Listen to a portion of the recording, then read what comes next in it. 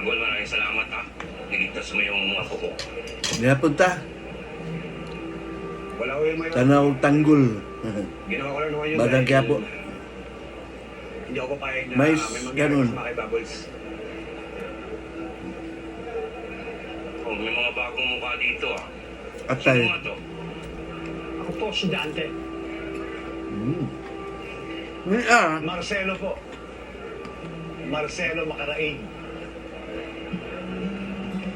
Mas makababuti po sanang ipakilala si Marcelo kay Don Julio. Celso, alam mo naman kung anong klaseng taong papa. Pinatay niya ang tatay ni Greg dahil ayaw niya yun para sa akin. Sabaw. Kaya sana walang ibang makaalam nito.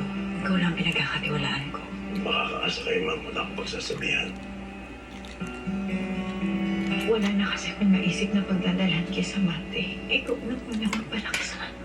Papakilala ka ba namin sa bata? Masyadong delikado yung mundo ko eh. Kaya kung Chinese maaari, peanuts. ang piling mo na si Samantha, itulit mo siya na parang patay mo pala. Makakaasa ka Ay. sa amin, ma'am Hoja. Humok kayo.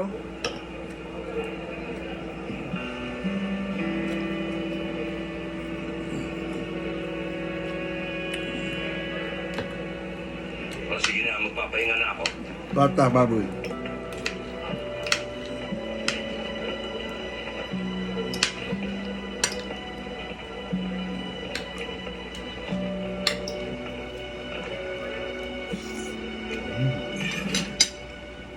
Mabuti naman. Naisipan ni Paundo na dumalaw kasama yung kanyang apo ko. Doc, Oy, Tanggol, mapo ka.